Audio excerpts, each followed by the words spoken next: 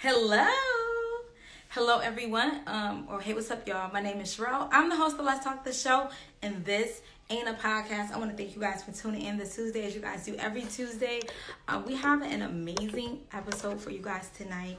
I'm super excited about tonight. We have an amazing guest. Like, first off, let me not sell any of my guests short. All my guests are amazing, and I get the best of the best people, you guys. But we have a really, I think I'm always really surprised about how special my guests are. But tonight we got a heavy hitter. Like a real heavy hitter. So I'm so excited. You guys join me tonight. I can't wait to share this story tonight. You guys are gonna love it. And you guys know you gotta drop in my comment section something that you're grateful for. I'll go ahead and kick it off. I want to say today I am grateful for God's grace. In another day, I feel like sometimes I be so behind. And so I'm just always grateful that I get another day to wake up and try to do better. So today I'm just grateful for God's grace because, I'm grateful for that. So you guys go ahead and drop in my comment section something that you're grateful for. And I'm going to go ahead and get tonight's guest on. Before we do so, make sure you guys follow me on Instagram at MissCarter_1X. You guys can also click the link in our bio and subscribe to our YouTube channel. And there you can rewatch all of our episodes and even catch any behind the scenes things there, okay? So go ahead and drop in my comment section something you're grateful for. And let's get tonight's show started. I'm so excited. I'm so excited. Really excited, y'all. Y'all just don't understand. I was really excited. I guess I rushed to do my makeup. Hello. Peace, how are you? I'm good. How are you? I'm great. Thanks for having me. Thanks for coming. Okay, so the ritual is when you join the show, you got to give us something that you're grateful for. Yeah, I had thrown it in the chat, but I was just saying I'm grateful for you and grateful for you doing this show. What a wonderful experience you're providing for people. So grateful. Oh, thank you. So I like to obviously I have to do research on you before you get here, Piper. But I've done a lot of research on you, a little overboard maybe. But your background is so diverse, Piper. You've done so many things.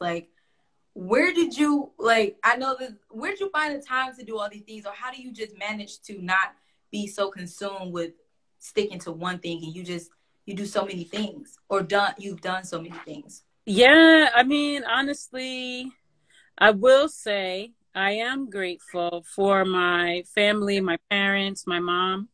My parents are artists. I come from a family of artists, and I've always encouraged. And I come from a long line of entrepreneurs and healers. And so I was always encouraged to not work. I was always told, don't get a job. Don't work for other people, work for yourself, get your own, business, find your vision, find your passion, and believe in yourself and go for it. That's what I was always taught. And so I was also taught that I could do anything and that we come from greatness and that if it doesn't exist, then build it. So so those are things and so everything that I wanted to see, I didn't see, including examples of people that look like me doing things. And so I just did them. I just tried them and I just went for it. Whether I knew what I was doing or not, I just went for it. And I never looked back. Wow, that sounds like great advice. I feel like that's advice that we always give when we're younger, and somehow I'm almost 30, and that's advice that I'm taking and giving to myself now. Like somehow along the way, I lost that desire and lost those ideas of that advice, and now I'm getting them back in. Okay, that's what's up. I love that. Okay, so I'm so excited to have you because I don't know why I feel like I did some things and I'm like, oh, she does this, or she's done this. Okay, so tell me a little bit about your upbringing and how hip hop played a role into that? Well, first I'll say I'm 49, and so I'm the same age as hip hop, and I grew up in hip hop with hip hop. Like that's my culture, and I'll say it's also my religion. Um, that's about that. And so I grew up in the 70s and 80s. And so my mom put me in this private African centered school. It was called Nataki Talipa. Imagine like a African centered Montessori school. Okay. And so long story short, in the African centered community, it's a small community, and it's a bit insular. And so I will say that as a young person, I was kind of sheltered in a way, because I was brought up in this community of people who all were, idealists and wanting to build a better world and have a world different for their kids than the world that they grew up in. And so with that, I was surrounded by art, music, dance, plus my parents were in the business. And so I was always in art galleries and theaters, like art, music, dance, all of that was everywhere all the time in abundance.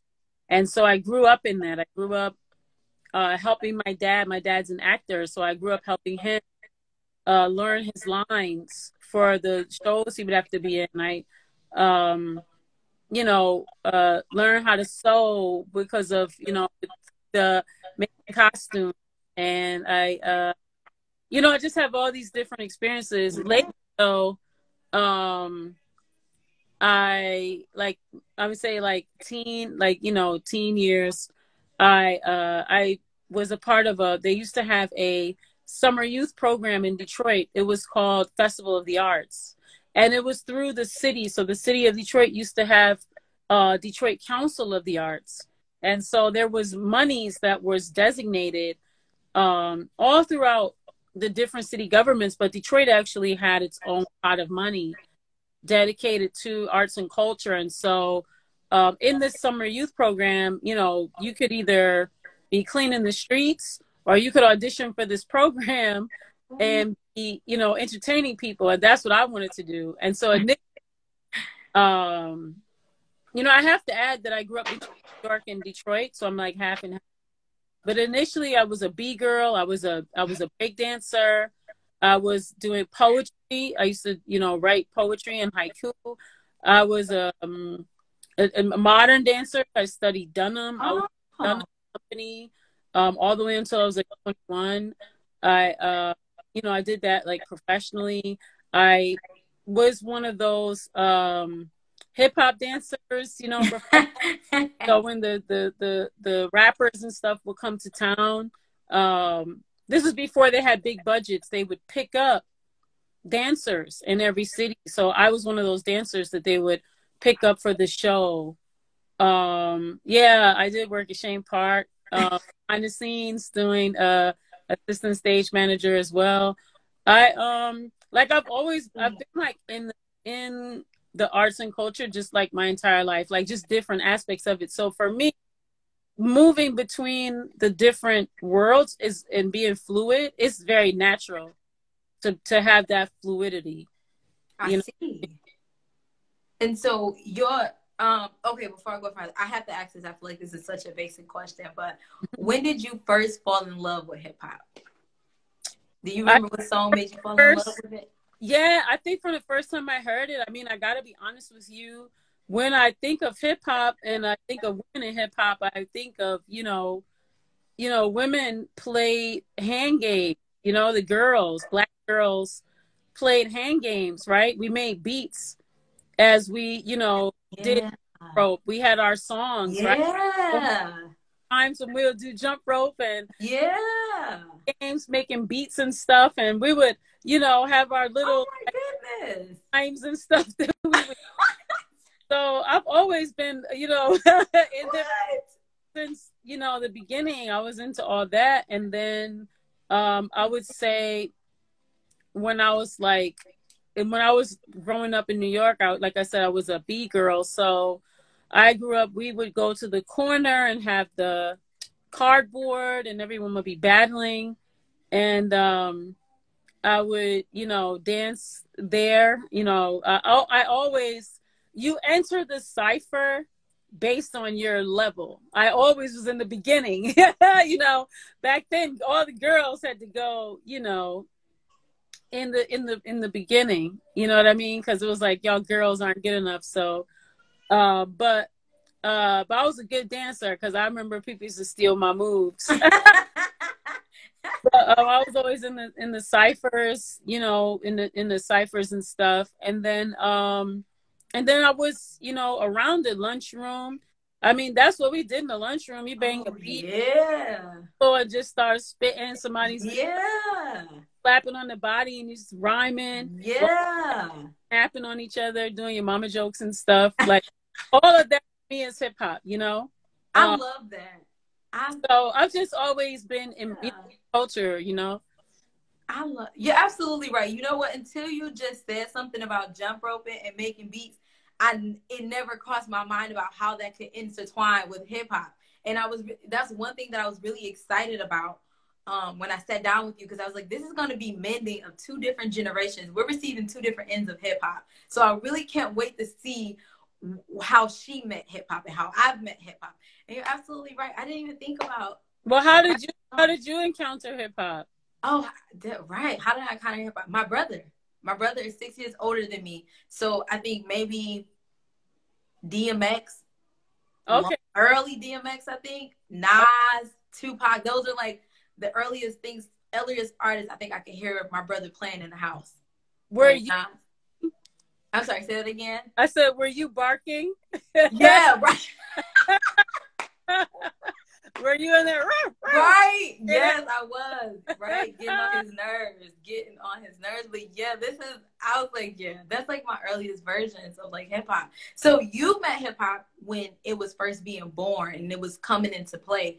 And I had to ask you, what did you think about, because even looking back when history's, you know, they're talking about hip hop, women aren't really mentioned. You get some MC Lyte later down the line, you get some Queen Latifah, but when hip hop and its founding, it doesn't mention women. Why was that so important for you to say, you know what, we have to make sure that women are brought into play? Why do we need to mention women?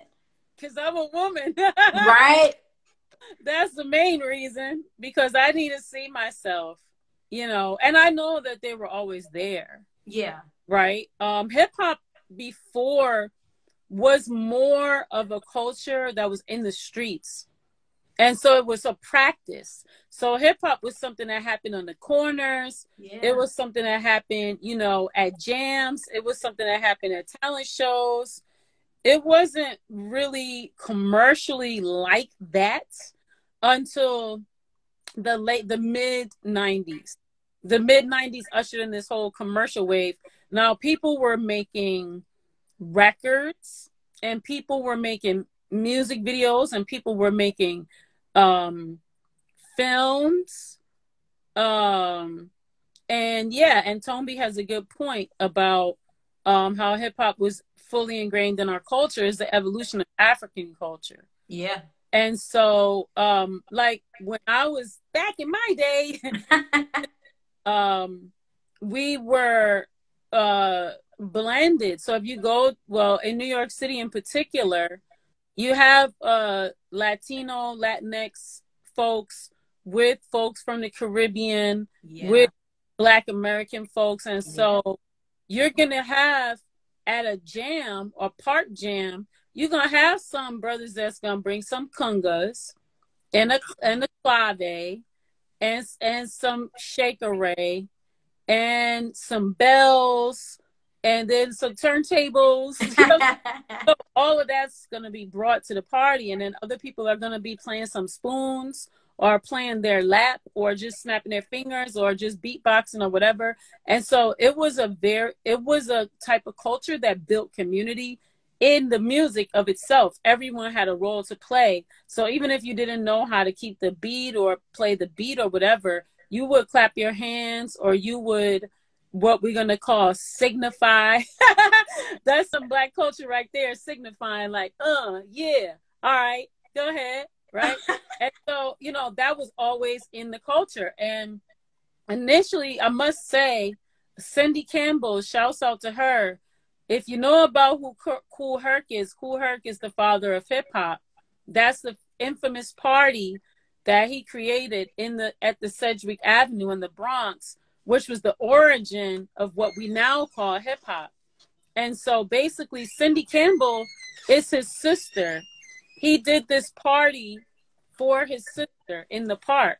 But Davy D, who was a historian from the Bay and a media journalist, he actually does a lot of work around, you know, the history of hip hop. And one, I'll say, check out, he has an article. It's like the 500 women to listen to in hip hop. So check that out if you don't know about it. But another one is an article he did on naming Cindy Campbell the mother of hip hop, because she was the reason that that party was created. And from there, she learned how to turn that into a business. So she started managing her brother. They were doing parties. They were charging, making like $500. And in the 70s, $500 is like a lot of freaking money. That's probably like some thousands in today's standards, right?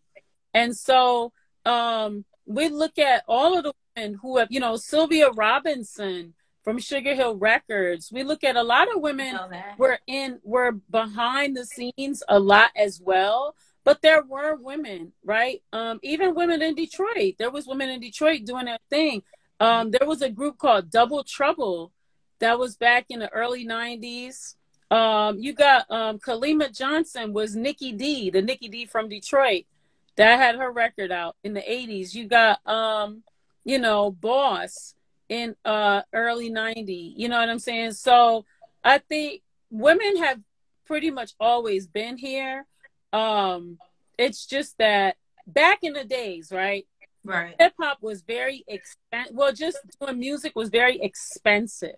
You had to have money to purchase all the equipment. Nowadays, you can hop on your phone, you can make a record, a music video, a demo. You could do all of that, upload it, get your fans, promotion, marketing. You could do every single thing on there's an app for everything. You could do everything on your phone now, right? But imagine back in the day, you had to have some way to record, mix, master, some way to press it, some way to do your distribution. So there was a huge gap between being a maker and then getting that to a fan, which was made a lot of the artists from the 80s more incredible to me, because if you think about it, they became famous through traditional means of like driving around the country, records, right? Out of the word of mouth, and just building real fans and having to actually get out of their car and meet people and talk to people and build their fan base like that. So culturally, it built community in that kind of a way as well. And so, anyway, I got off track a little bit, but it just, you know, hip hop was just a very different experience. I think because of COVID, we're getting back to a lot of ways right now again. I mean, things that we used to do, you know what I mean? Like we had gotten away from all these conversations and communication and being real. But COVID made things real, didn't it? So, so now everybody's got a reality check real fast. So people want something real now. So I think we're gonna be seeing maybe, I don't want to say a return, but I'll say a rebirth of some of the original ways in which people use the culture to build community and connect. I like that. I think so. I think COVID made you, I feel like, I was just telling someone this, I feel like COVID made you pick back up the phone. Usually you shoot a text. COVID made you pick up the phone and call people. It made you value hearing somebody's voice over shooting a quick message. It made you appreciate, like, I can still hear you. I can still see you. Okay, let me go spend some time. It really brought back the true meaning of spending time with friends and family and trying to rekindle that love and what you had there. So I definitely agree with that. And so content, if you notice, the content is better. And even think about it. Would we have had, you know the artist Her, H. Oh yeah. We had her and Jasmine Sullivan at the freaking Super Bowl. Oh. Would we have had that like last year? Definitely not. No. I think COVID really worked in our perspective. Like, we see a lot of us everywhere, even if they're just trying to pander and get the money. Like, we're seeing us everywhere. I don't think, and I agree with you, we wouldn't have gotten that. There's no way we would have gotten that. Yeah, not a year ago. When I listen, I do not care about no football. I'm culture all day, but I was watching that. It was Alicia Keys, The Weeknd. Oh yes, Weeknd. Jasmine Sullivan and Her. But I was all here for the Jasmine Sullivan and Her, and I was like, I would never think that they would do the Super Bowl. Me either. Just brand wise, right? Yeah. Yeah, but, you know what? Yeah. But I can see The Weeknd doing it. And up their I don't want to say that they weren't valuable before that. It upped their value in terms of like how much people are going to pay them to do things. The price went up for them, definitely. And I think that they both represent hip hop. They're vocalists. Yes. But I think they are hip hop culture to me. Yeah. And definitely. To me, that's women in hip hop. Like, they are very unique. Her, definitely. Both themselves. And to me, that's hip hop. Hip hop, to me, allowed Black people, to be our full selves, or it gave us permission to be our full selves. Yep. Now, we did get to a point where everybody's trying to sound alike and look alike and be alike. Oh, gosh. And how do we get away from that? However, hopefully post-COVID, people will start to be like, want to be unique again. I want to talk, that's funny you said. I want to talk about that. I'm going to take a little detour here. Speaking of people looking alike, we know that hip hop culture obviously influences beauty standards. And it has a lot to do with why women want to look a certain way. I feel like in the 90s, we really idolized women, slim figures, natural faces. Maybe weave was a thing. Maybe it kind of wasn't, just dependent. And now you want the little waist, you want the hourglass figure. How can we use hip hop to try to influence more of a healthy beauty standard for women? Because I feel like it's gotten so unhealthy now. We've seen K. Michelle, I hate to say, as a victim of that beauty standard. And we've seen countless other women, undergo certain procedures to look a certain way, and it's not healthy. So how can we use or, kind of narrate hip hop to create more healthy beauty standards? If that's even possible. I feel like it's a little contradictory. No, it is. I mean, honestly, like, I think we do it. I think we just have to do it more. So let's say like Beyonce, for instance. I think she did a lot to shift the conversation around the Black body. Ooh, before Beyonce, it was commercially, it was considered low class, right? The Black body was considered like a low class. Like, if you had that booty, a little bit of chunky chunk, you was ashamed. It was like, that's like a low class person. Yeah. What's she wearing? Why's she wearing that? She's too fat. She looks like this. She needs to do this. She needs to do that. Yeah. I think Beyonce, with her thickness and boldness and her beehive, protected her. Yeah. But I think that she was able to usher in a new idea about body and the Black body. Now she still does represent an idealized body, right? But I'll say like it's an evolution because she's thicker. Now, in terms of the whole like body standards thing, that is a form of white supremacy.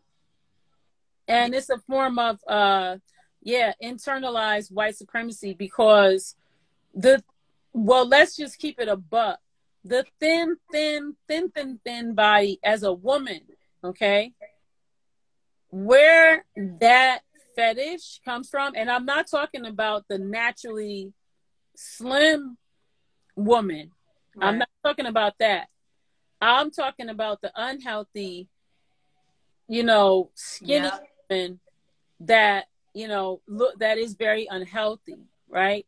And not even just the size of a person being skinny, and regardless of the size, but this idea about getting, now I know I don't want to offend people because, I don't want to offend people, but this idea of having to alter for some level of perfection, or even like body dysmorphia, like all these kinds of things, to me, I feel are forms of white supremacy.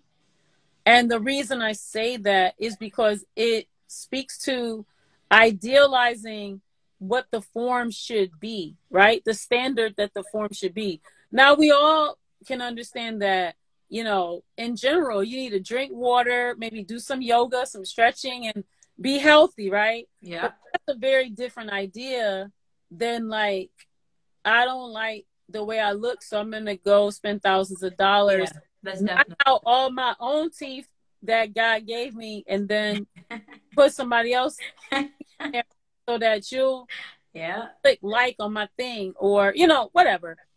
And I know some of that offends people, but I think that in general, when we're looking at like the beauty industry, like they make millions and billions of dollars on keeping us insecure.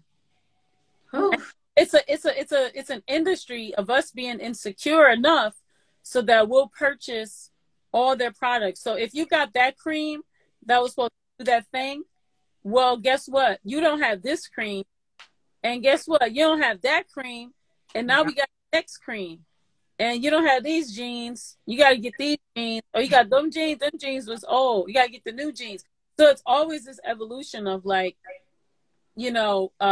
capitalism and white supremacy, it's like a mixture of that.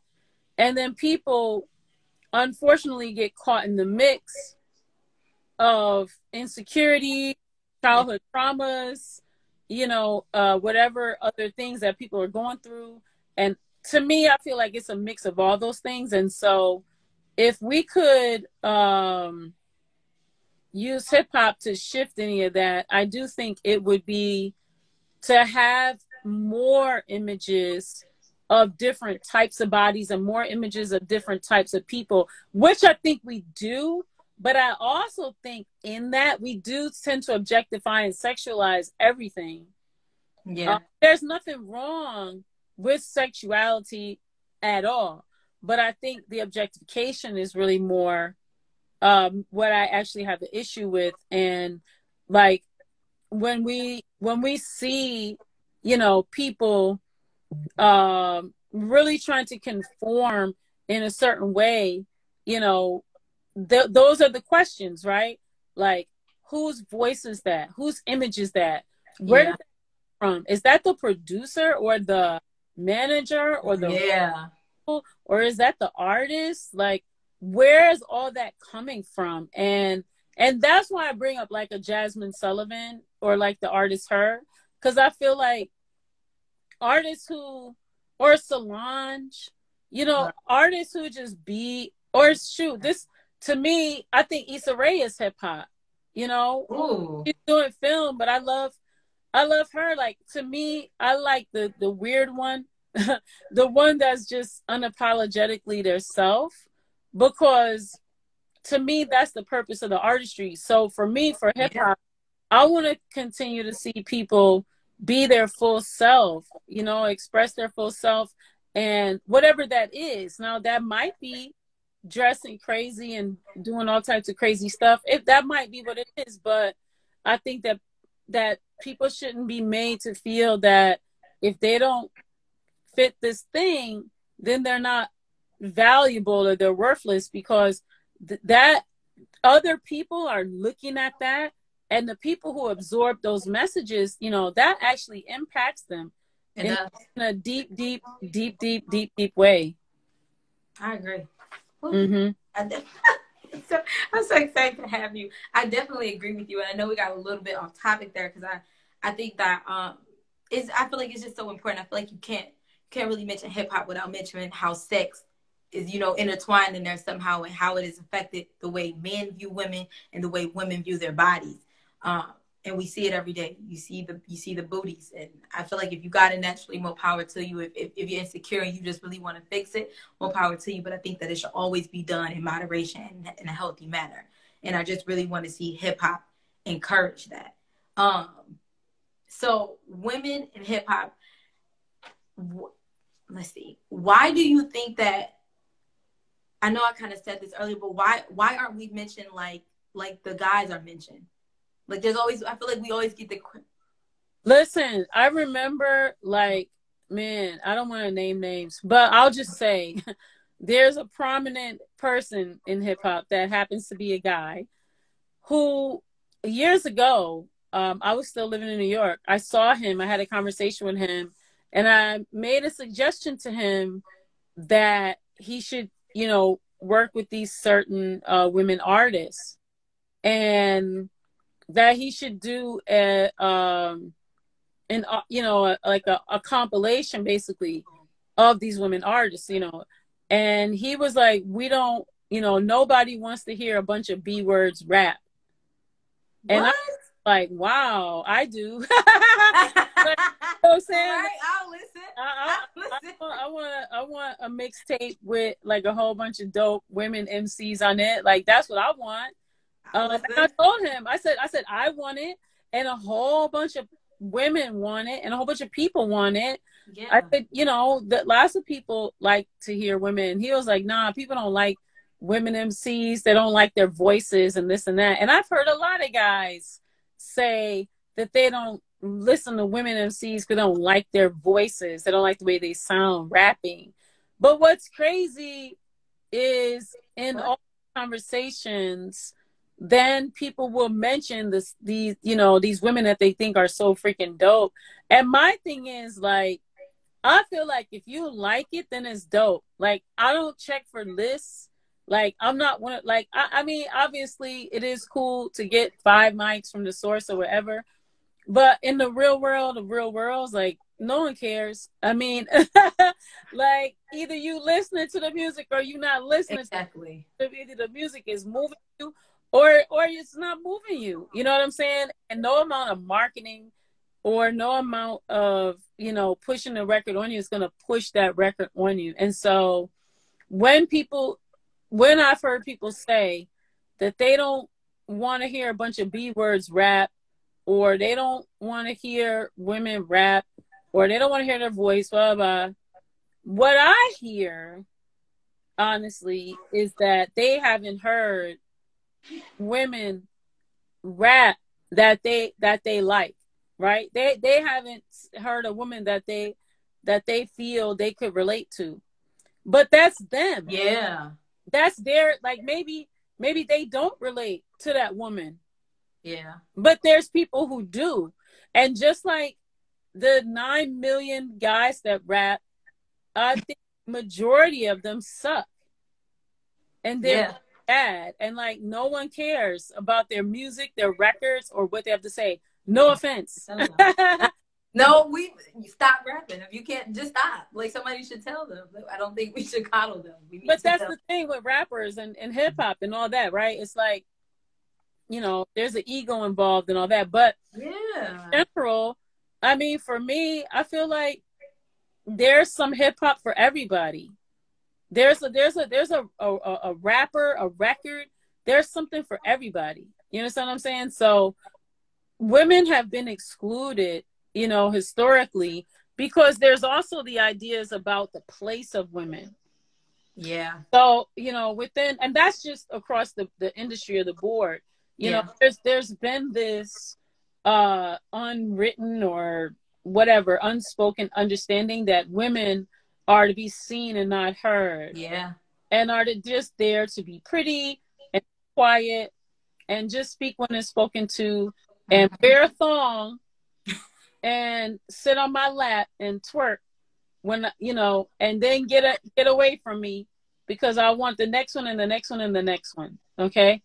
Now, historically, they've been like, oh, well, the girls. It could be like a 40-year-old woman. They say the girls. Yeah. So it's already like a disrespect of a person's human. Yeah.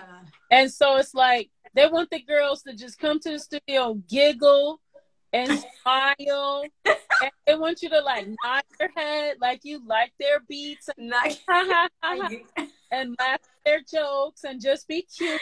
And they want you to call your friends so your friends come up there and can be with their friends. Remember, what is that? So your friends can be with me and my friends. Oh yeah. and so we can be friends. Call your friends and my friends and we can be friends. That's historically. Or they want you to come sing on a hook. Yeah. And they want you to come sing like how much you love them or how much you ride or die or how much you'll do all this and hide the drugs and inside of your body parts for them and go to prison for them because you love them so much. But they're going to give you a baby, not help you take care of it. What were some other lyrics? Have sex with you, your friend, and your mother and get to the curb. Because you're nobody and nothing. Yeah, you don't like them. You one night them, So it's there's just an idea, right, of what a woman should be. So when these women are in the studio and they're a Rhapsody, right, or they are, maybe a Lady of Rage, or maybe they are, a Rod Digger or somebody, Yeah, I like or a Sa Rock, you know what I mean? And they're just amazing. Then, people are like, oh, she's an exception. People be surprised. There are a lot of amazing women, MC girls, graffiti artists, writers. There's a lot of amazing women. But they have been kept out. They have been kept out because people have seen it as it's not their place. Yeah. Rapping. Oh, the other thing I've heard is that women shouldn't rap because it's too masculine. That's what I was going to say that. Yeah, that's masculine. So she has to wear a thong.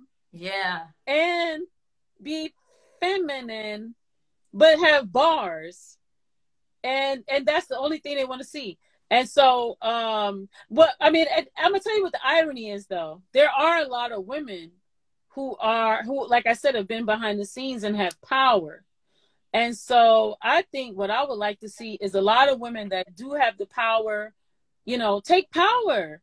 Yeah. And put your power behind these women's projects so that they can excel and thrive. Yeah. Put your, power behind these women that have great lyrics and have great content and are awesome. Like, I don't understand, we've been there like forever, but there's also, it's also a business, this record business so shiesty. Yeah. It's business of you scratch my back and I'll scratch yours. A lot of favors. A lot of people got their record deal because somebody owes somebody a favor. Let's just keep it a buck. It's a lot of bad music out there because somebody owed somebody a favor. Yep. Okay. Somebody knew somebody, or somebody was somebody's cousin, or somebody had some money. So I'm just saying that to say that we don't see a lot of great artists because of that. And we don't see a lot of women because of that, I agree. I think that going back to what you said about hip hop being so masculine, I think that it's kind of frightening to men to think that they own something and a woman come in and be able to navigate it better than them, or who they think is, typically on top. And I think a lot of times that's why women aren't getting that shine, because women do have the ability to come in, take what you lay down and run with it. And that's frightening to men, especially when they feel like they treat women like we're an accessory. Like you just said, we want you on a hook, we want you on the side, but you can never be front and center because that's not your place. Oh, And like look at, you you know who's said, Charlie Baltimore? I'm sorry, say that again now. You know who Charlie Baltimore is? I know the name. Okay, she was a rapper. She did a song, and you may remember the song that she did about that when in the video. That's the one I was referencing. That she went to prison for the guy, and you know, that she was ride or die. But Charlie Baltimore, she used to date Biggie. She's a ghostwriter for a lot of these dudes, and she's been ghostwriting for years for a lot of guys that you'd be surprised of, that you think have bars. And she's been a ghostwriter for them for years. You know, a lot of women in the industry have these type of positions, and no guy will ever admit that some woman wrote their bars. They won't. They'll lose credit. You can't be the man and you got a woman help. I don't know why you can't be the man and a woman help you. I don't know. I just don't know why that's the thing. But I guess you can't, like you said, you can't have bars and know that a woman's writing for you. Yeah, you'd be surprised. Like, yeah, there's a lot of you know, amazing women behind a lot of great projects, and I'm really excited about all these women music producers that I'm seeing. I'm here for that. Yeah. You know what I will say is that's really why I kind of love what is this place? Clubhouse. I've been on Clubhouse, and I'm a big music fan. I love hip hop like to death. I don't go a day without listening to music. Like that's just not me. So I get on Clubhouse, and you're entering all these rooms. And the one difference with Clubhouse that I've noticed is not really a lot of artists. It's a lot of the execs. And I'm finding that the execs are women. And I'm like, what? And I think, I can't remember what her name was, but I went into a room and she was an exec. And I think she had worked for like Def Jam or something before. I'm like, well, I've never heard of you. But then she's on there. She's giving her resume of who she's worked and who she's got. And I'm like, oh my God, like women really do run the show behind the scenes, and we're not getting that credit, whether it be an artist, whether it be ghostwriting. But it's like, I'm at the table. We're at the table, and and nobody's acknowledging. And it's like, wow, that's really the one thing that I think I've really really come to love about Clubhouse is I'm meeting these women, and it's up close and personal women I know I'd never meet outside of this app. So yeah, women are really coming to the forefront, and I love that the narrative of sex and that only men can talk about it. I love that, Megan Thee Stallion has taken the reins and run with it. Everybody, the city girls have taken the idea of tricking that men thought they owned so long and run with it. Like, and obviously Lil' Kim came before it did. And I'm just like, I am loving that women are taking control of the sexual aspect in hip hop and running with it. Of course, they're getting hit with backlash when men have been making songs about sexual things for years, but women are taking it and running with it. How do you feel about that? How do you feel about women owning their sexuality and doing it, through hip hop? I mean, you have to. I mean, because if you don't own your sexuality, that's dangerous. Yeah. I think, women have honestly been owning their sexuality. When I think of hip hop, I mean, I'm also including like Sheila E., in that. I'm gonna include, there's a lot of records that we could say women were a part of in hip hop because they may have been the track that was used or sampled, and I think, Shaka Khan for me is hip hop. You know what I mean? Like, I love her. When hip hop to me is not just the rapper. You know what I'm saying? It's all of it. And so I think we went through this sexual revolution in the 70s, and we were seeing it a lot.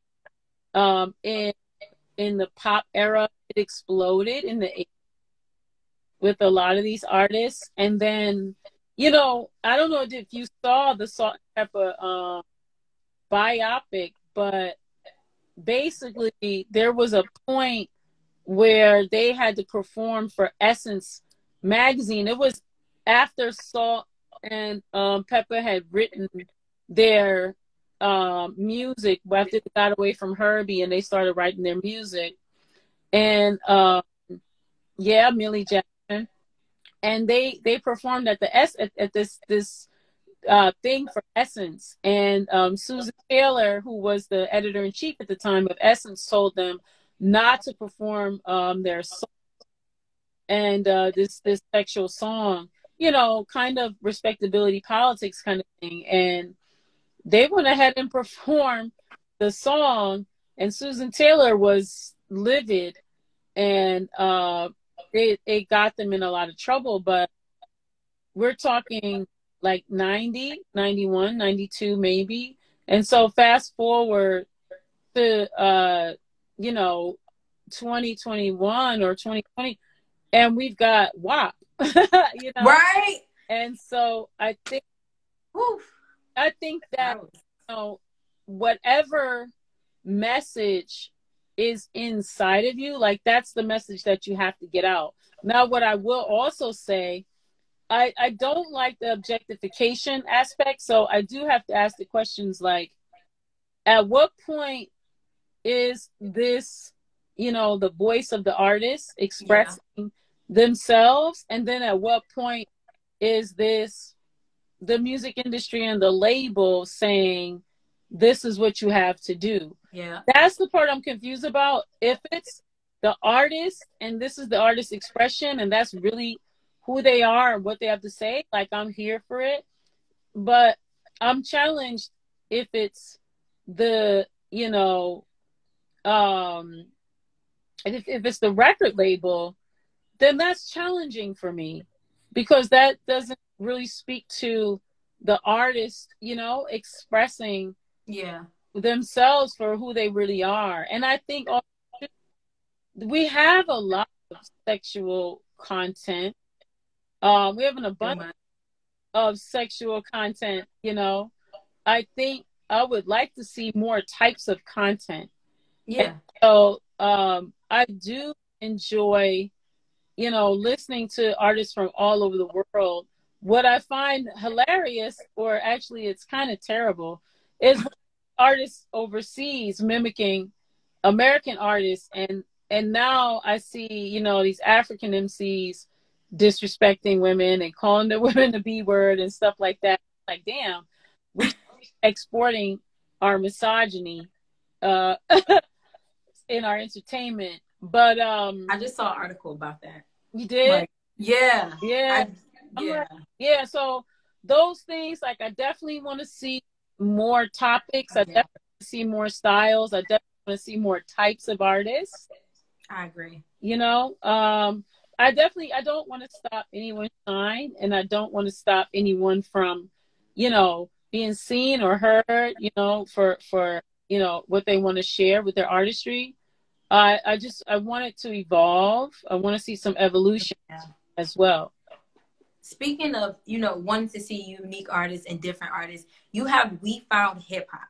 And I'm so excited to, you know, like, talk about this. So tell me a little bit about why you started We Found Hip Hop. I kind of got the gist of it now, but tell me a little bit about why you found We Found Hip Hop.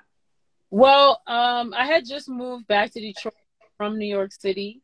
My mom was sick. I came to take care of her, and then when she got better, I started kind of going out. I met someone who was a DJ, owned a building, and was doing these after hours. And I was hanging out there, and then I was like, oh, maybe I could, you know, do some things in the daytime. I had stayed there in the daytime a few times, and then I started to learn the community. I started getting in the community. I started to see what the community was about. And then I was like, oh, we could probably do, you know, daytime gigs here. We could probably do, you know, art shows and all that. And so I started to curate some graffiti shows and some art shows. I started working with youth that were in the neighborhood. And I just started getting more involved in the community. And then I started to see that there was a need. As I was going out, I'd always been involved in New York City in the hip hop scene on a social level. So I'd always gone out, you know, I worked in fashion, but my social scene was this hip hop scene. So I was one of those people that was a fan. Like I went to all the hot parties and stuff and all these industry parties and the triple double VIPs and all that. There was a bunch of women that were loving hip hop. It was a lot of women. Like you'd see guys, women, everything. Everyone was in there having a great time, dancing, socializing. When I moved to Detroit, it was just a bunch of dudes. And then it would be like maybe like a couple of women. And I was just like, oh my God, like it was too many. The guys would be like, just too many men. You know what I mean? Like, Yeah. and I was just like, this is terrible. So I started to talk to the other women and try to get to know them. And as I was speaking with them, I'd ask them what they did. And they would be like, oh, I don't do anything. I'm just his girlfriend. And that kind of blew my mind because coming from New York City where everyone is a hustler, go-getter, everybody's doing something. Even if they ain't doing nothing, they go tell you they're doing something. And somebody tell you, like, I'm nobody, I'm just his girlfriend. Like, but then as I started to get to know them, then I would find out, wow, they're a brilliant MC. Wow, they're a dope DJ. Like, and they would have, yeah. And simultaneously, I started talking to different women, just on my Facebook and things. And I started talking to this one MC. Her name is Bless Roxwell. And I also was talking to Lynn Q at the time. You might know Lynn Q. Yeah. She's Isis from X-Clan. And yeah. We were just having this conversation like, well, we don't see it. We need to build it. And so Bless Roxwell hit me up and was like, I started this event. It's called She's So Fresh Fridays. And I was like, oh, we need something like that in Detroit. I like that. And so I went around trying to find different MCs and people to try to, build it. And eventually I got together with an MC named Invincible and another one named Miss Corona. And initially we started this no misogyny open mic. It was a weekly no misogyny open mic. It lasted for about 5 years. It was called The Foundation.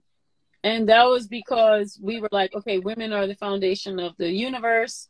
And because we practice the original 5 elements of hip hop, which is the foundation of hip hop. So initially we were called The Foundation. We shifted. I no longer own that space anymore. Me and my business partner split. And then I ended up more like turning it into an organization. And so from there, we had started getting out and doing shows. We started doing performances at universities, doing different talks and workshops and all that. And then, and now it's a business and I do artist development, artist management and booking for women, hip hop artists. I love that. Yeah.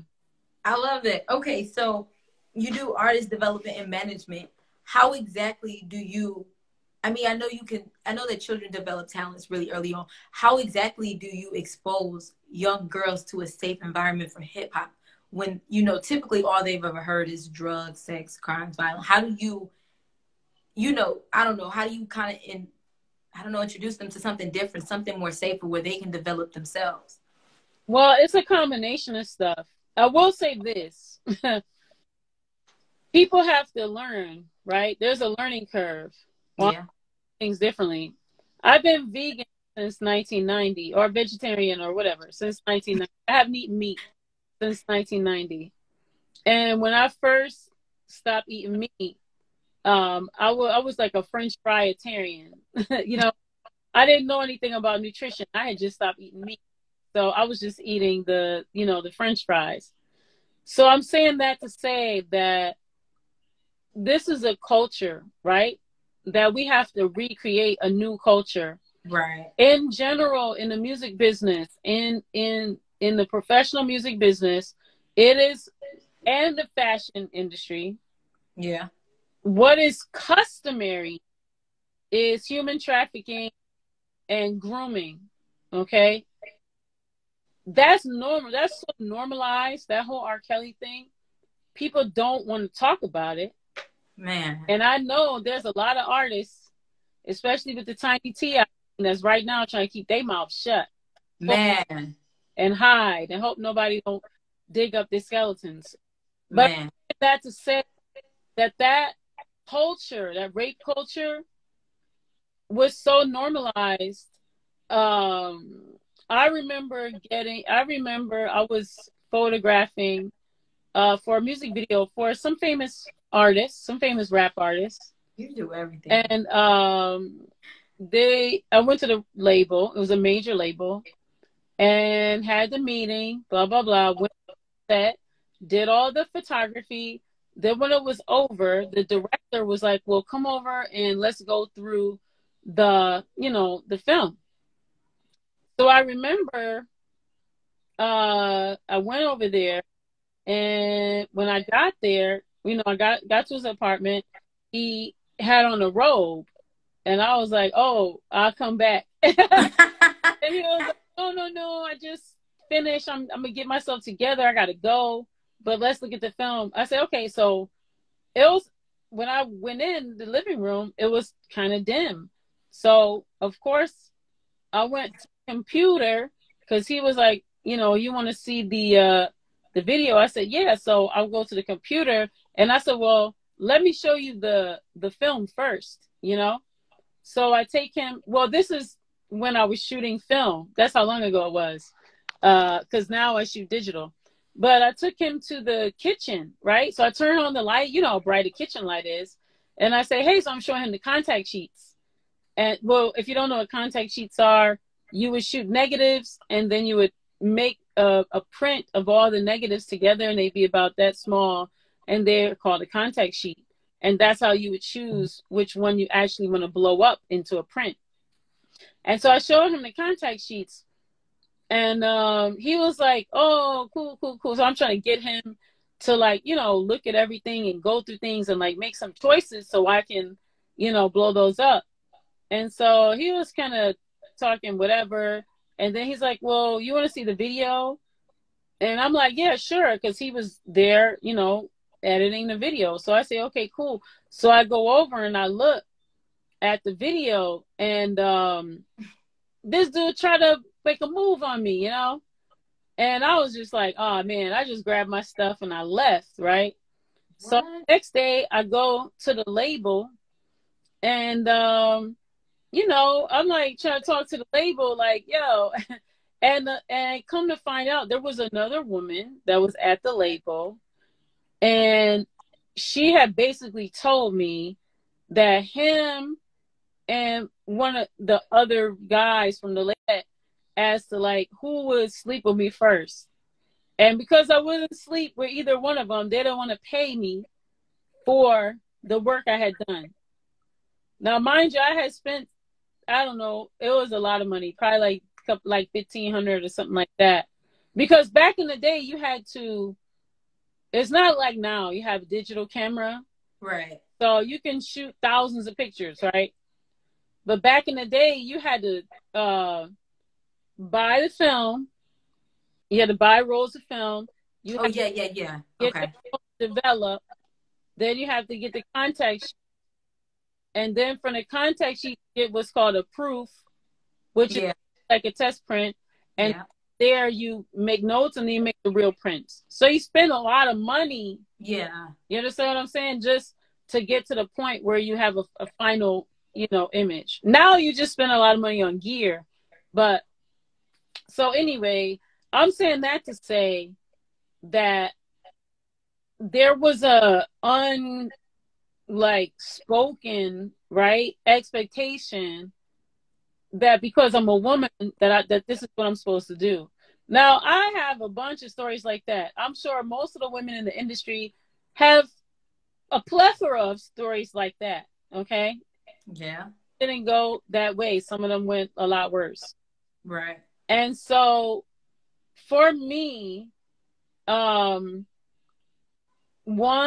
I started the org and the event because I love hip hop so much, and I wanted to have a place where I could, hear music that I wanted to hear, and be around people that I felt I was comfortable around. Now that's the event part, but the organization part I started because I was like, yeah, like people just need to learn a process as to how to go through like a creative process, Yeah.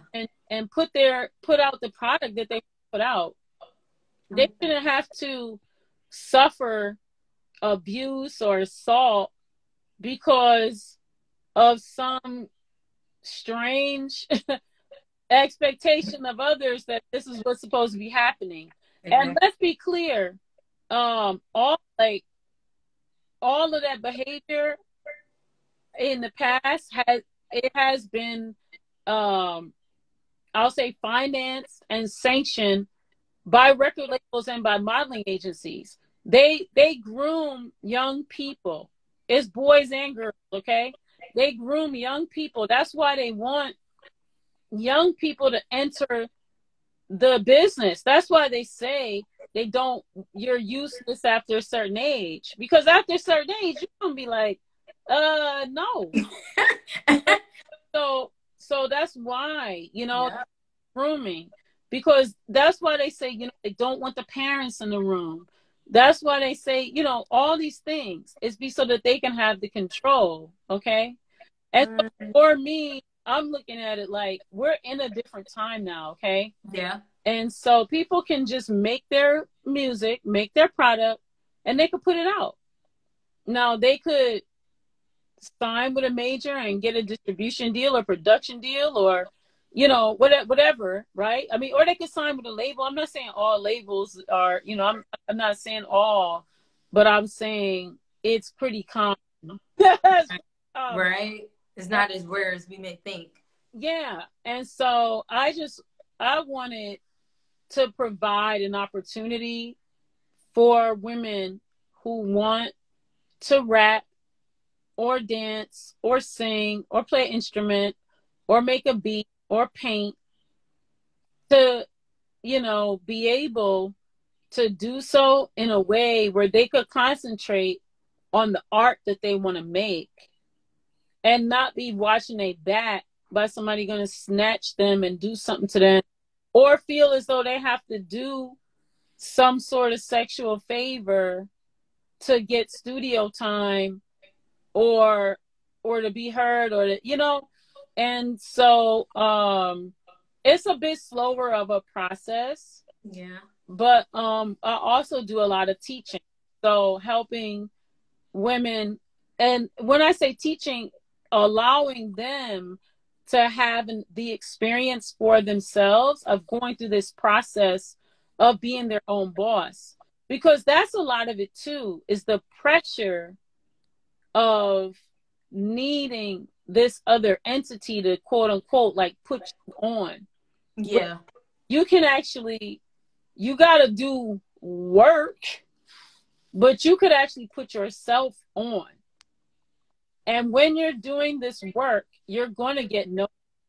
People are going to share. People are going to be like, have you seen this? Have you heard this? They sure will. Yeah. And also, too, these labels and things, they're just looking for a quick way to stay on top. Yep. Don't really invest in these artists. They don't really take care of these artists. They, they're just using these artists. And when the artists are no longer useful to them, they kick them to the curb. One of the best examples of how to be a professional artist is De La Soul. De La Soul been in this game 30 years, okay? To this day, even in COVID, people want to see De La Soul. People will pay money to go see De La Soul. People will, invest in some De La Soul. And so, yeah, maybe they're not like selling out whole arenas, but they have a consistent, loyal fan base that they've been able to make a living, a consistent living, and, take care of themselves. And for me, I want to show women how to be in business for themselves, be an entrepreneur, take control of their career, their image, get their vision and their music and everything across, and be in business for themselves and learn the business. Learn what is a split sheet. Okay, learn about your writers. Learn about registering with ASCAP and BMI. Learn about how much you pay to be on tour. Just all these aspects of doing business and being in business, just like as if you sell, how to sell your merch, how to, Yeah. refine your image. There's all these things that, that we need to learn in order, not just to survive, but to thrive, right? Right. And I just think that, I think that, when I created the organization, I hadn't thought that I was going to be doing all of this. I just really wanted to not have to see a bunch of sausage, be in a sausage fest to hear dope beats I over here. But yeah, this is where I am in 2021. Not a sausage fest. Oh, I needed that laugh. That's funny. Okay. So, you know what? When I read really what We Found Hip Hop was about, the fact that historically women have had to do or felt like they had to uh, give sexual favors in order to advance their career or whatever, it never registered with me when I saw that part of the mission of We Found Hip Hop was to create that safe environment.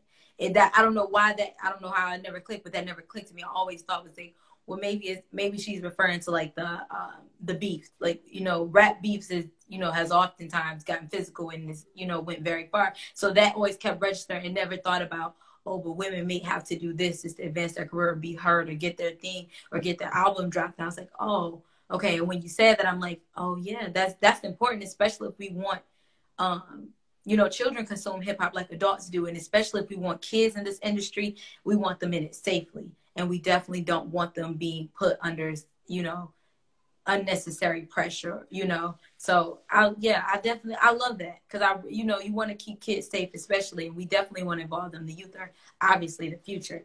So I like that.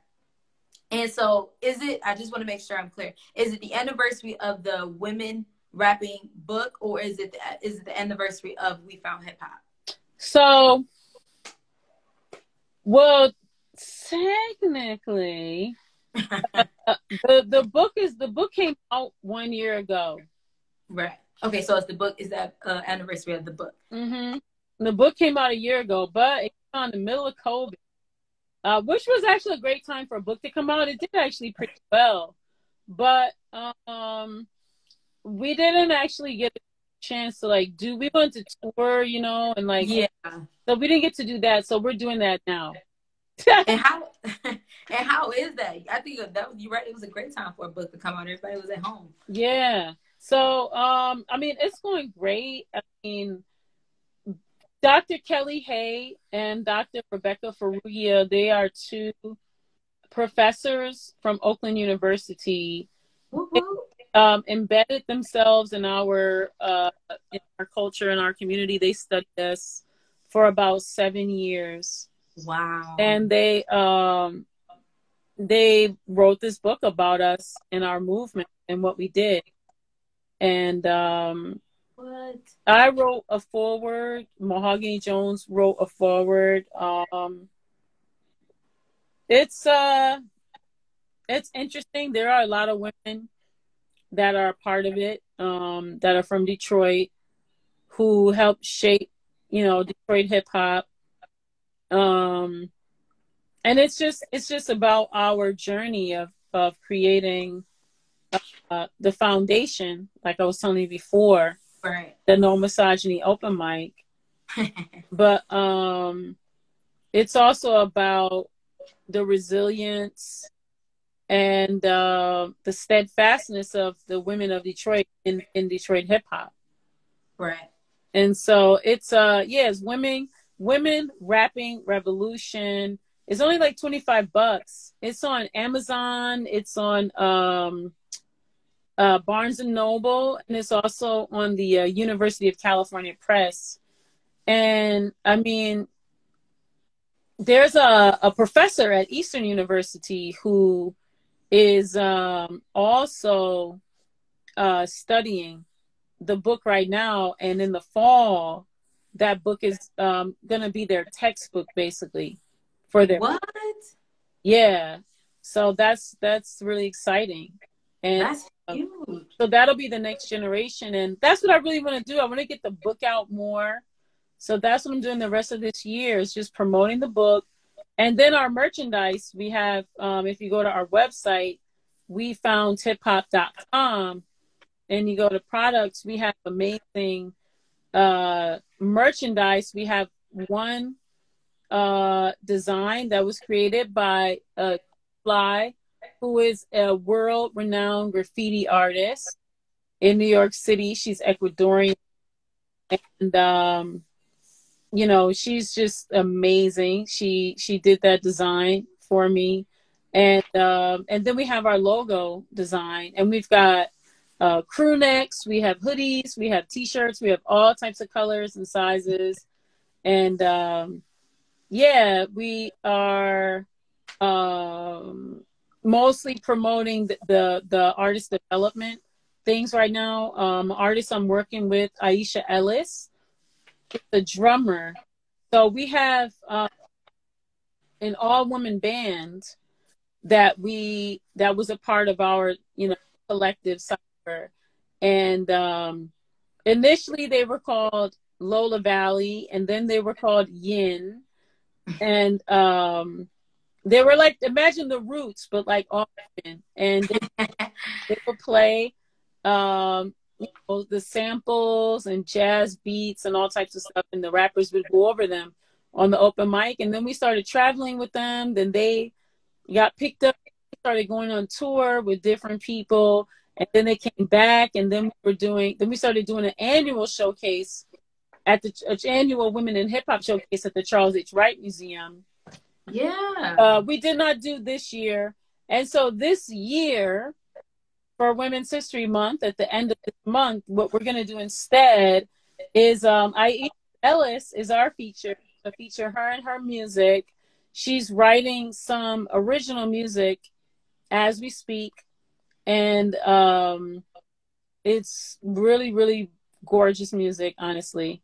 And we're going to do a streaming concert of music at the end of this month on the 28th. And so it's going to be on our We Found Hip Hop channel.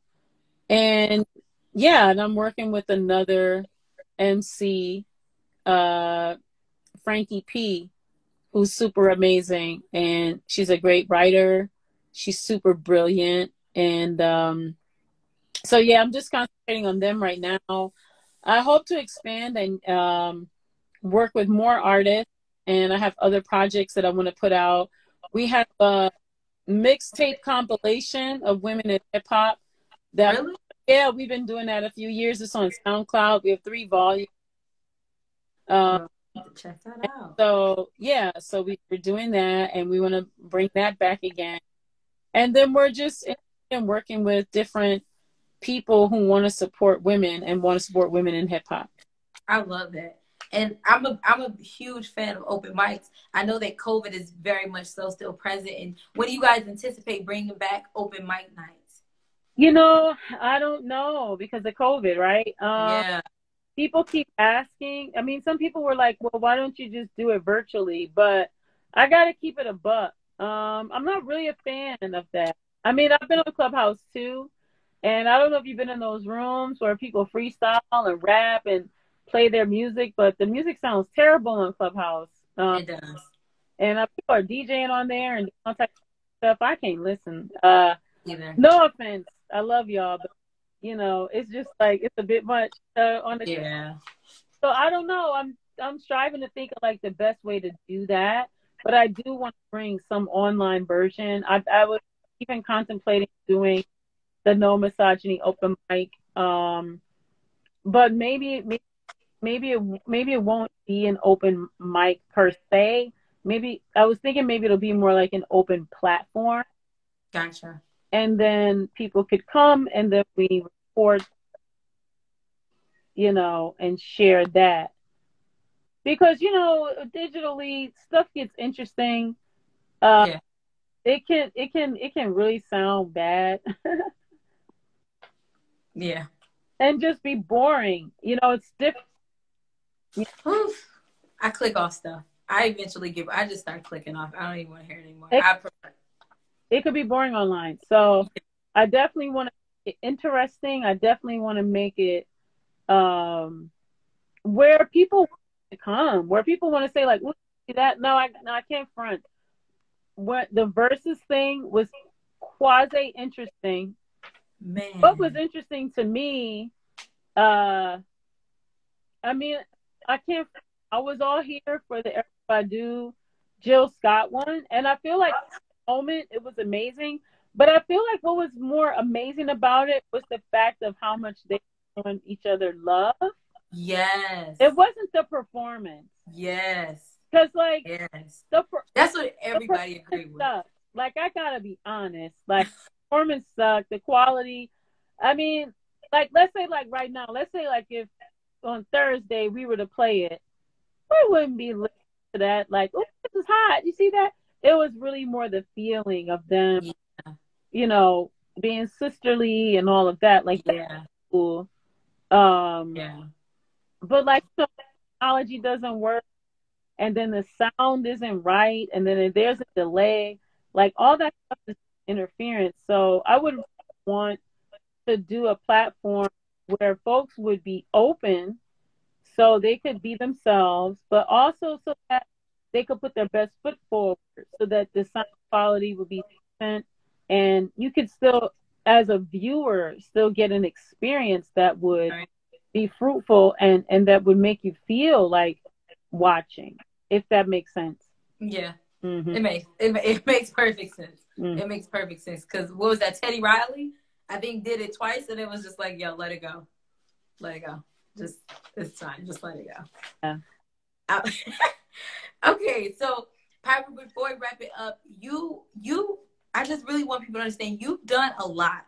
Like you've done fashion. I think your bio even says a magazine. You've done photography. You clearly do music, like in every part of music, not just the artist management part. You've done amazing things, and honestly, I really just want to thank you.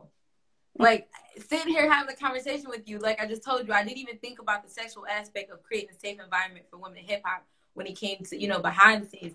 But I really just want to thank you because I know that there are tons of little girls who want to be rappers, and all they see is this one idea of how to be a rapper, and they don't understand how it can become so negative when they get behind the scenes. But we should still encourage those little girls, and we should encourage the grown women that also want to involve themselves in the industry as well.